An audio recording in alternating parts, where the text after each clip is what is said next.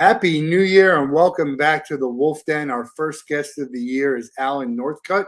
He's an author of a Christmas book, and we're going to talk all about that. How are you doing today? I'm doing well. Glad to be here.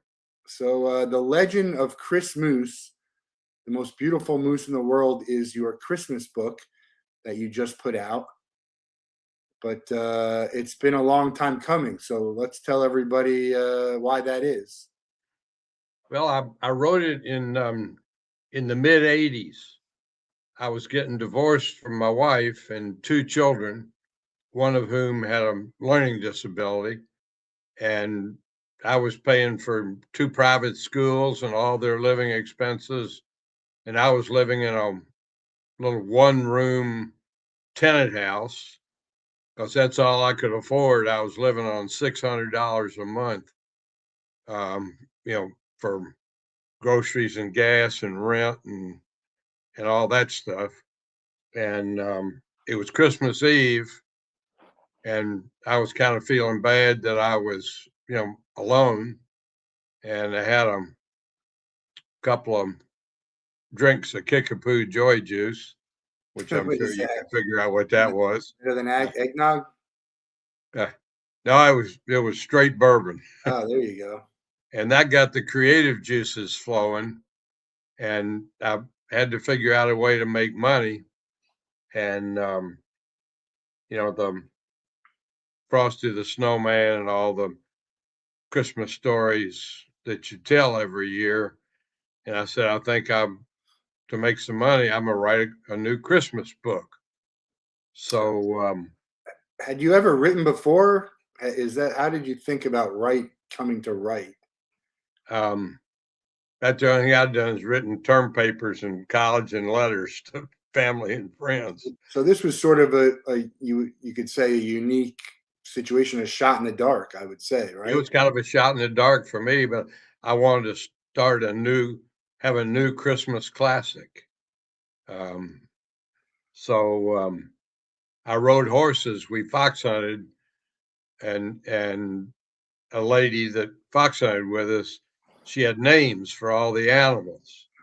There was Stinky the skunk and Smarty the fox and Pokey the turtle. And, when we saw one, she would say, hey, there's Smarty the fox or Stinky the skunk. So I said, I'm going to write a new Christmas story. So in life, people feel excluded from groups sometimes. They're shunned.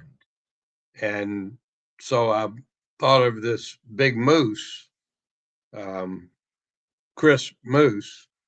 And every Christmas Eve, Mom and Papa Bear would have a party at their house. And Ugly the Moose would pick all the animals up, and because they couldn't climb through the snow, he'd put them in his antlers. And this is part of the story. This is part of the story. Okay. So they'd pick up each of the animals, and there was a little poem. They picked up Nosy the rabbit brought carrots for snacks in a big red candle made of red wax. I'd never written a poem before in my life, but it just started flowing. I think we all probably have written poems but didn't even realize we were writing poems, because there's all types of different types of it. But yeah, the funny little story is he's a poet, but he doesn't know it, but his feet show it. They're Longfellows. But anyway, so I want to do before we get into the rest of the story. But by the way, Chris Moose, very very smart name for it. I actually didn't even realize what it stood for until about 10 minutes ago. As I was reading up on you, and then I'm like, oh, Chris Moose, and then I'm like, oh, that makes sense. So very clever on the title. But his original name was Ugly the Moose. Okay. And then he became, so is that part of the story? That's part of the story. Okay. And before we get to the story, though, I want to talk about sort of your life, because you wrote this story back in the 80s, but this book just got published. So why? Well, it got published back in the 80s. Okay. Just kind of sat on the shelf. I had 50 copies made and, gave them to my family and friends, and they'd read them to themselves and their children on Christmas Eve. And I just, earlier this year, I talked to my friend John Clark and said, we need to promote this thing and see if we can't, get it to be a Christmas classic, get on the Tonight Show or Oprah or something. But Christmas is gone for this year. But Christmas come around every year. It's a good thing. It comes around every year. And um, you know what else I found is about children's books is they don't really care when it's read. I mean, if they like a book, they'll read it 1,000 times. So right. If it's a good book, it's a story to be read throughout the year. But this is a Christmas story, so we read it every Christmas Eve. Yeah. Or a few days before Christmas when family and friends come over to the house. So let's go back to the 80s. What type of success did you have with the book? I didn't try and market it. I just wrote it, and Okay. and had here's that was written and published, printed back in the 80s, and it just sat on my shelf for 50 something years. And I talked to my friend John Clark and said, let's try and market this thing and get go. I mean, I don't care about the money so much as just being known as a person that wrote a new Christmas classic. Yeah. And how did it do this last Christmas? I think we sold a few, but it's been well, we had a call out in California, and he said he got lots and lots of good feedback from people out there. But it's not the season to promote it. It's November, December. What is it about Christmas? What does Christmas mean to you, and the reading of the story and the story that you wrote? Well, Christmas has always been special for our family. We put up a Christmas tree, and we would put the lights and ornaments and tinsel on it, but and on Christmas and put presents under the tree. But on Christmas Day, we would open the presents. Yeah.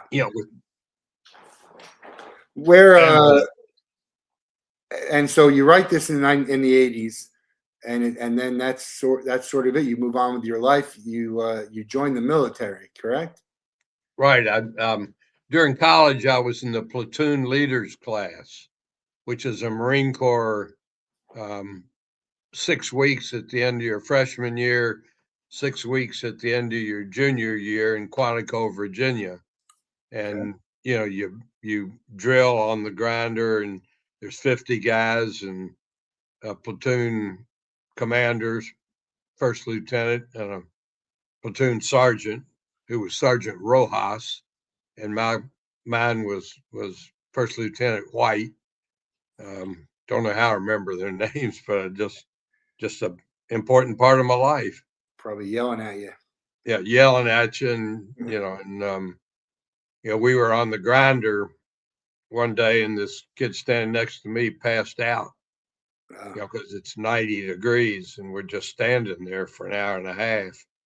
And I leaned down to try to help him, and the lieutenant said, "Candidate Northcutt, don't touch that man. Yeah. It's his problem, not your problem." It's a little bit different when you're out in the field, though. They're no, if somebody shooting at you, it's you're all in it together. Yeah. So that's interesting that they tell you not to help, because your instinct is going to be to help because that's what you think. Yeah. But then they have to get through it on their own. on their own. You learn to. Then we went to Roosevelt Roads, Puerto Rico, for after I started flying in 1964 or 65. We went to Roosevelt Roads, Puerto Rico, for bombs and rocket gunnery practice. And when we got back, the commanding officer took me aside and he said, Lieutenant Northcutt, you are far and away the best pilot we've got, or maybe I've ever seen. And your next duty station, I'm going to give you, most people get assigned, but, I'm going to give you your choice of duty station. And I said, great. What are those? He said, well, you can fly with the Blue Angels. Oh, wow. Or we can send you to Vietnam. And I said, send me to Vietnam. Really? I joined the Marine Corps to kill bad guys, not to, be a pretty boy. Okay. And so he said, well, 99 out of 100 would have gone to the Blue Angels, but, go ahead and go to Vietnam. How much danger were you in? Well, the most scared I was flying into the base on the big, we call them red tails, the Northwest Airlines. Their vertical stabilizer is bright red. I was sure I was going to get shot up through the bottom of the plane. And then my first mission was with the commanding officer. He always, the new kids on the block always go out with him, and we, flew around and, drop bombs somewhere. And well, thank you for your service, as people like to say. You finished up there. How close were you to the military after retiring, and how about flying? Is that something that you continued to love to do? I did a little bit of flying in, Cherokee 6, little single engine props. But I flew my family up to Michigan, up near Traverse City. And on the way home, the clouds were kind of low. So I was, flying under the clouds. And all of a sudden I looked over to the right and I saw a TV tower that was higher up than I was. So I said, I'm not going to do this anymore. It's dangerous, right? We just had that NASCAR guy and his whole and his wife, right? I think the kids were not on. But it's a dangerous hobby. Yeah, flying little single engine props is, dangerous because you get in the clouds and you have to know how to fly IFR, instrument flight rules, and just read the gauges, and it's a scan. You go around the cockpit looking at altitude, heading, all that, and I lost a good friend in Vietnam who got disoriented and crashed, and nobody knows where he crashed or where he is. But I was over there in the last year, and we went to Da Nang, and the Vietnamese have a superstition that if somebody disappears at sea, if you throw 8 red roses in the ocean near where you think they disappeared, they'll be reincarnated. So he might be around somewhere. So he is around somewhere. So my wife and I went down there, and I hiked up I bought 9 red roses and went out about knee deep in the ocean and threw 8 roses in the ocean. And I kept one because I bought 9, and I brought it home, put it in the shadow box. And we were in the training command. That was a guy named Joe Murphy. In training command, we had a group called the Banjo Band. And Joe Murphy and Rick Farrell were 2 squadron mates. They both played banjos. We had a drummer, a trumpet, a piano player, and 2 of us didn't know how to play any musical instrument. So a guy named Flack Logan, he played the washboard and I played the gut bucket, which was a 55-gallon drum cut in half, cut off, and with a piece of shroud line coming through the middle and a 2x4 that I pressed on one end of it, and it tightened the string, and I could plunk on it. It sounded like a bass fiddle, and I could play "Mama Don't Allow No Banjo Playing Here" and Yeah, carry a tune on that thing. there you go. I feel like And put a mic underneath. we've all played a makeshift instrument before. Yep. Yeah. So again, military done. How close do you feel to the military? Is it, especially with what's going on now? If you had a choice, and it was sort of the situation that we're in now to go to war or to the Blue Angels, do you think you'd still make the same choice? I still go to war. It's just who you are and what It you just too, do.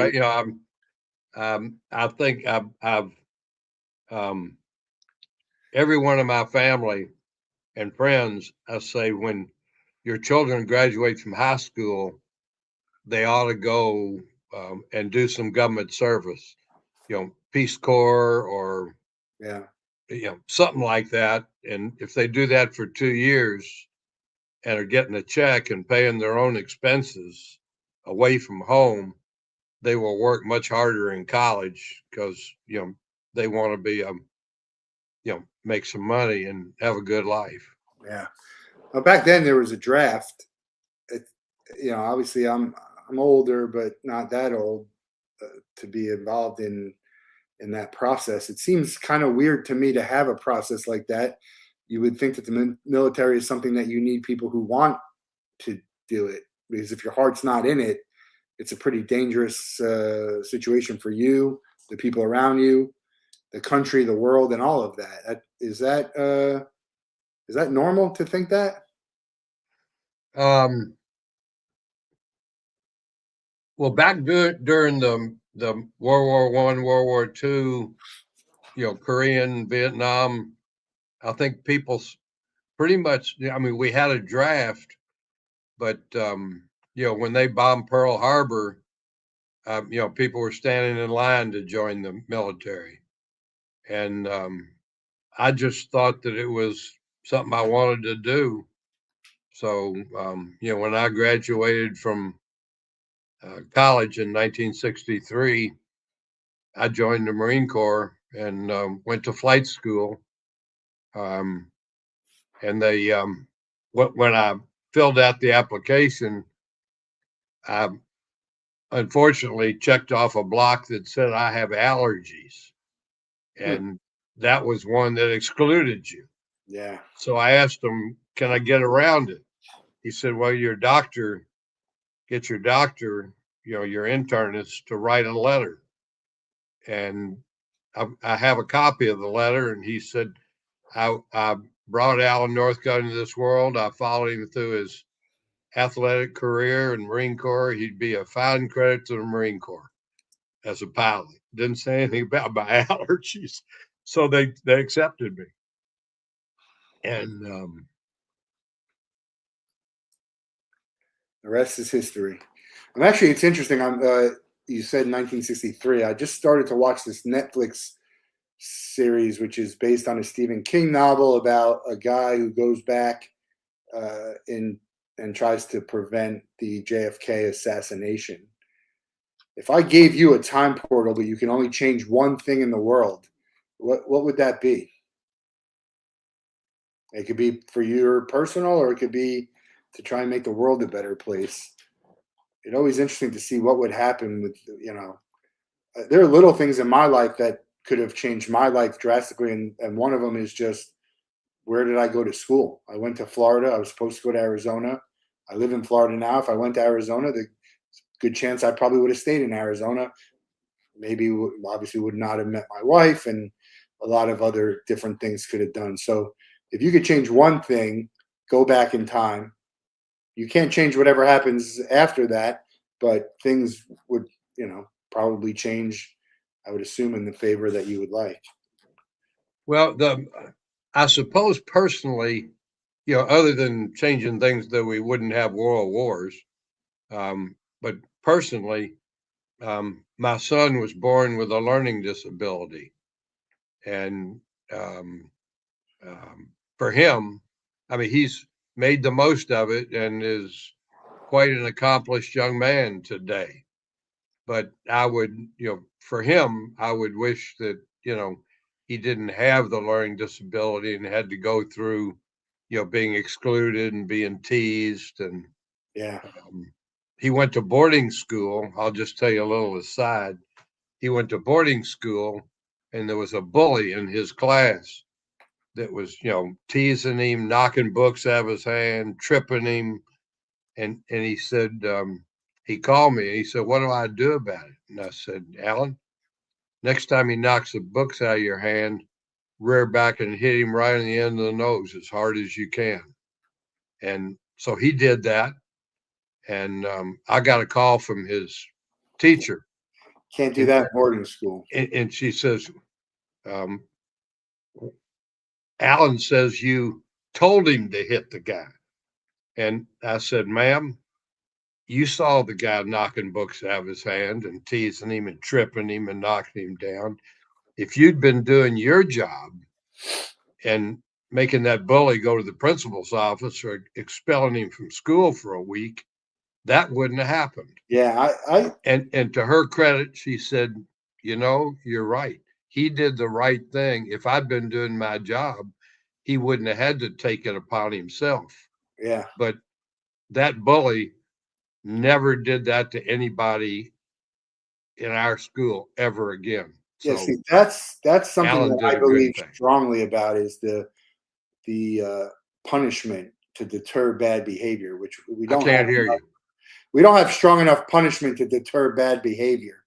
And exactly what you said. If this guy would have been expelled for a week and maybe his family would have I punished can't him. hear you. No, volume's off. It should be good. Still no? Alan, Did you push anything? Because we could hear each other a minute ago. Now I can't hear him and he can't hear me. yeah. Did you touch anything on your computer? No. Well, I still hear him. Thing. Has Wi-Fi gone off? No, Oh, I still What's hear that you. touch? nothing. I don't know what to touch. Can you hear You me? can go over and type little things in the box over there. Where? Can you hear me or no? There's You can't chat hear me. Bottom. Look at the bottom. What are you talking about? Chat. See where it says no, right? You can't hear me? Chat. See, Alan. Yeah, The you little still box can't over hear on the me. That right. is very weird. There? No, further right. That box right there. No, you don't need to touch it. You can type in there and find out what you should do. No, you got to type. You can't hear me? I can't help you right now. Sorry. Alan, you can't hear me? But I could hear you. That is weird.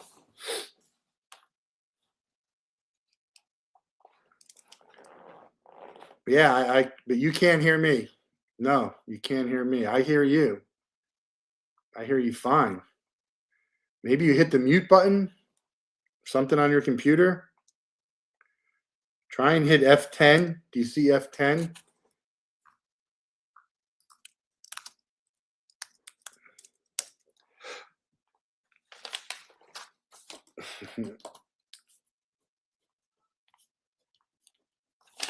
Here, you see this?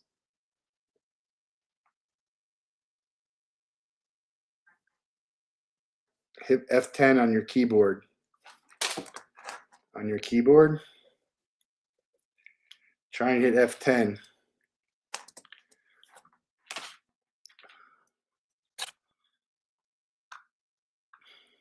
I hit F10. Can you hear me? I hear you. I hear you, but you can't hear me. Hit it again. Hit it again. Hit it again. I hear you. Hit it again. Try and hit F10 again.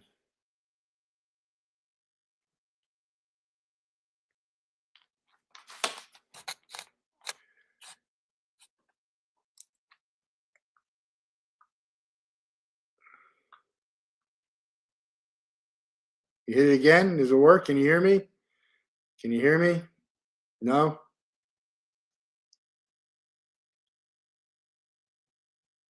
No? That's weird. All right. We're going to have to cut it and try again. I'll try to find out what's wrong. I'll be there momentarily. Okay. You can hear me. My wife's washing her hands. She's going to come figure out how to fix it. I do hear Looks you. like you can hear me, but I can't hear hear you. Yeah, I hear you. Maybe.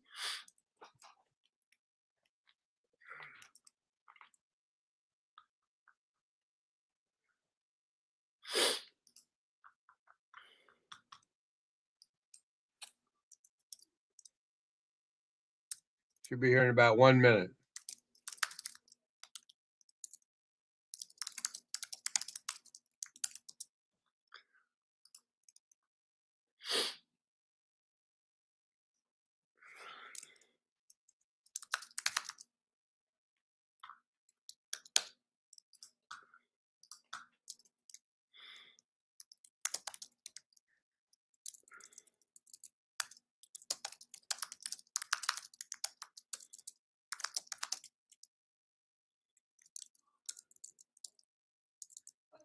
You'll have to get up. I don't understand how you're both talking and how it's changed. Evidently, he can hear me, but I can't. I hear Oh. you. guys. Oh. I hear Huh. you now, but now. I don't know if it's Strange. F10. Okay, why is this doing this? Okay.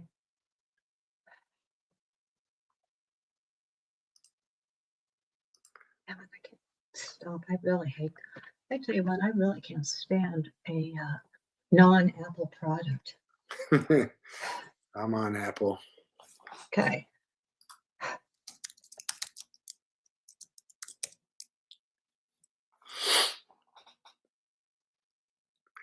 Yeah, F10 is mute. See if it was. Didn't mean to do that. Sorry. Damn it, it won't go. Okay.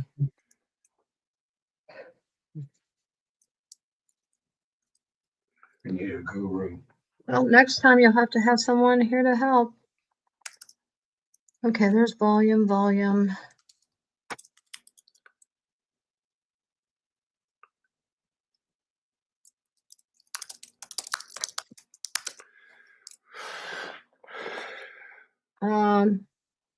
I have it at F12 already. I don't know. F12. Does that help? I hear you. I don't know if you can hear me. That's. Nope. Nope. This is nope. I hear you fine. Nope. Sorry, this is totally weird. Yeah, I don't know why. How I it hear just you stopped clear. in the I middle. did F12. It is not. It doesn't make loud. On this machine, it is How about speaker? F3. And it's at maximum. But I don't understand why we can't hear you. So that would be an opposite thing. Yeah, for a while. I know. I heard you say that. How about the speaker at the bottom to the right of the microphone? Oh, okay. I thought this said headphones. That's not right. Okay. What was that? It should be internal speaker. I don't see a speaker on our, I see are you talking about within this white box? Yeah. So we have a speaker with the various choices, then the movie camera, then a screen, and I don't even know what the screen does. There is no right of the speaker. Sorry, the second option. Microphone option again. Okay. On the right. Okay. Is there another? Oh, wait a minute. Let's see to the right. Let's see this one. Not connected. I don't need that. What's this one? Okay. Strange. No, not working. All right. Well, Okay, back to this. Let's see what this says. Communication speakers. Okay, you want to talk for a minute? Yeah, see if it works. Nope. Okay, trying a different one. Speakers. Try Nope. again. No. Nope. No, nothing yet. Most frustrating. I don't know where the speakers are on this thing. Yeah. So do you think, I wonder if this could Bluetooth? I don't know how to use a PC as part of the problem. I'm an Apple girl. I am not a PC girl. Sorry, I was doing chicken and I was very greasy. That's why I couldn't just jump in. We're good.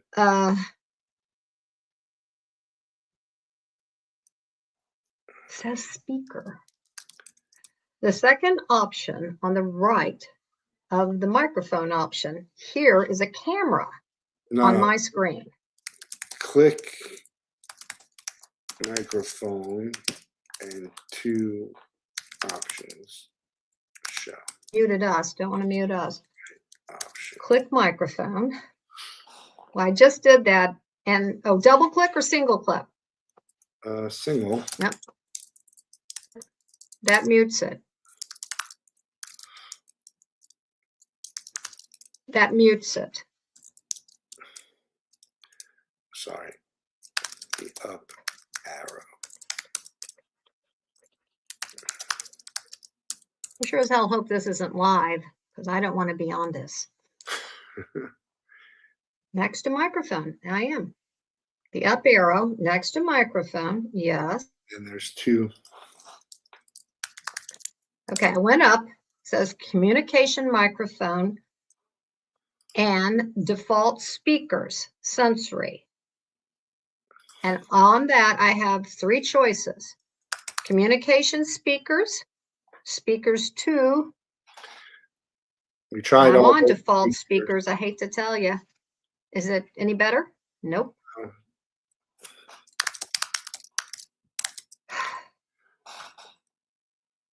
Believe it or not, I've done that already once. Okay, I think Trying it's, again.